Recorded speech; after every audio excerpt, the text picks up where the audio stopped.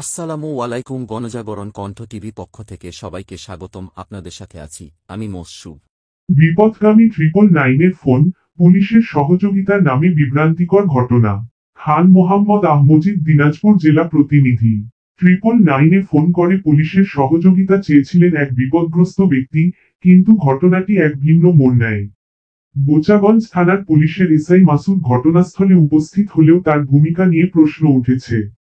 প্রাপ্ত তথ্যানুযায়ী, বিবাদী মোহাম্মদ রাসেল খান, 22, ও তার অবৈধ স্ত্রী আলো ওরফে আরজিনা, 18, এরা অনেক অপকর্মের সাথে জড়িত রয়েছে। তাদের বিরুদ্ধে দিনাজপুর আদালতে এবং বোচাগঞ্জ থানায় বেশ কয়েকটি অভিযোগ ও মামলা রয়েছে। ছিনতাইকারী, পকেটমার, দোকান বাড়ি ভাঙচুর ও চুরির অপরাধী পুলিশের নজরে আসলেও তাদের সঙ্গে থাকা আরও 3জন অজ্ঞাত পরিচয় ব্যক্তি ঘটনাটির সঙ্গে জড়িত ছিলেন।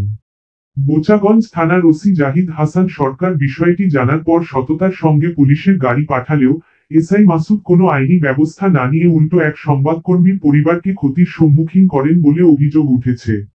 ভুক্তভোগী সংবাদকর্মী মোহাম্মদ আহমজিদ খান অভিযোগ করেছেন, তার অসুস্থ স্ত্রী শিল্পী খাতুনকে হাসপাতালে ভর্তি করা হলেও মাত্র 2000 টাকার বিনিময়ে বিবাদী রাসেল খান তাকে সেখান থেকে পালাতে সাহায্য করে। 24শে মার্চ 2025 তারিখে হাসপাতালে ভর্তি অবস্থায় থাকলেও পরদিন তিনি পালিয়ে যান। সংবাদকর্মী মজিদ খান আরও জানান, তিনি এসআই মাসুদকে অনুরোধ করেছিলেন যেন তার সংসার না ভাঙে, কারণ তার 3টি ছোট কন্যা সন্তান রয়েছে। কিন্তু এসআই মাসুদ নির্লিপ্তভাবে জানান, আমার যতটুকু করণীয় ছিল আমি করেছি, বাকিটা তাদের ব্যাপার। এ ঘটনায় বোচাগঞ্জের 7 নং ওয়ার্ডের শেতাবগঞ্জ পৌরবাসী ক্ষোভ প্রকাশ করেছে এবং নিরপেক্ষ তদন্তের জন্য পুলিশ প্রশাসনের ঊর্ধ্বতন কর্তৃপক্ষের দৃষ্টি আকর্ষণ করেছেন।